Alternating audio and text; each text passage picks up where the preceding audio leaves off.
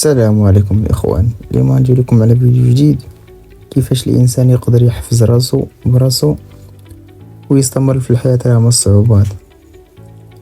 اليوم بغيت نهضر على واحد الموضوع كيهم كل واحد فينا، وهو كيفاش الإنسان يقدر يحفز راسو براسو وما يبقاش ديما كيتسنى شي حد ولا شي واحد يشجعو أو يدفعو للأمام.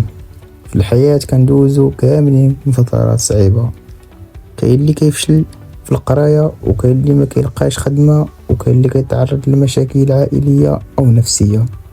وفي هاد اللحظات الإنسان كيحس بالإحباط وكيبدا يشك في الإمكانيات ديالو. ولكن السؤال هو، واش خاصنا نبقاو ننتظروا الظروف تتحسن باش نخدموا على راسنا، ولا خاصنا نتحركوا رغم الصعوبات؟ أول حاجة خاص الإنسان يفهمها هي أن التحفيز ماشي حاجة دائمة. بزاف ديال الناس كيقولوا ما عنديش الحماس، ولكن الحقيقة هي أن الحماس كيجي وكيمشي. إلا تسنينا الحماس كل مرة عمرنا غادي نحققوا أهدافنا. يعني ماليش نحققوا أهدافنا، اللي كيعطي النتائج الحقيقية هو الانضباط. يعني دير الحاجة اللي خاصك ديرها حتى إلا ما كانش عندك المزاج. تاني حاجة هي أن الإنسان خاص يكون عنده هدف واضح، حيت إلا ما عرفتيش فين باغي توصل غادي تبقى كدور في بلاصتك.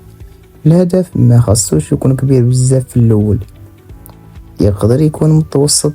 نتعلم مهارة جديدة، نقرا شي كتاب كل شهر، نحسن اللغة ديالي، ونجمع مبلغ مالي معين. الأهداف الصغيرة كتعطي إحساس بالتقدم، وهذا الإحساس يزيد يشجع الإنسان يكمل. كذلك خاصنا نعرفوا أن الفشل ماشي نهاية الطريق، بالعكس الفشل جزء من النجاح. أي شخص ناجح في هذا العالم غالبا فشل مرات كثيرة قبل ما ينجح. الفرق هو أن الناجحين ما كيستسلموش، بل كيتعلموا الأخطاء ديالهم وكيعاودوا المحاولة. الفشل كيقدر يعلمنا دروس ما يمكنش نتعلموها من النجاح. ومن الأمور المهمة حتى هي البيئة اللي عايش فيها الإنسان. الناس اللي كتحيط بيك عندهم تأثير كبير عليك. إذا كنت مع الناس السلبيين ديما كيشكو وكيقولوا ما كاينش امل، غادي تلقى راسك كتفكر بنفس الطريقه.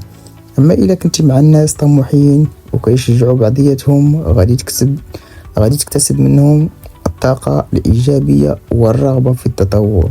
صغير بزاف ديال الناس كيبغيو نتائج كبيره في مده قصيره، وزيد على هذا الشيء خاص الانسان يتعلم يقدر التقدم الصغير. بزاف ديال الناس كيبغيو النتائج كبيره في مده قصيره، وملي ما كيحققوهاش كيبدا كيشدهم الياس. ولكن اي نجاح كبير كيبدا بخطوات صغيره ومتواصله. الانسان اللي كيتقدم 1% كل نهار بعد عام كامل غادي يلقى فرق كبير في حياته. كما أن الثقة في النفس ما كتجيش من الكلام ولا من الأمنيات، الثقة كتبني بالأفعال. يعني الثقة كتبنى بالأفعال. كل مرة كتلتزم بموعد عطيتو لراسك أو بوعد عطيتو لراسك كتزيد الثقة ديالك، وكل مرة كتتهرب من المسؤولية كتضاعف هذه الثقة. لذلك خاص الإنسان يبدأ بأعمال بسيطة ويثبت لنفسه أنه قادر يحققها. وفي الأخير يمكن نقولوا أن أقوى تحفيز ماشي هو الكلام الجميل اللي كنسمعوه، وإنما هو الاقتناع الداخلي بأن مستقبل ديالنا كيتبنى بالقرارات اللي كناخدوها اليوم.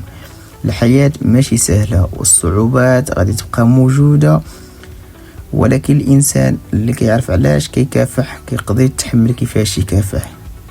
يلا تهلاو وشكرا على الاستماع ديالكم.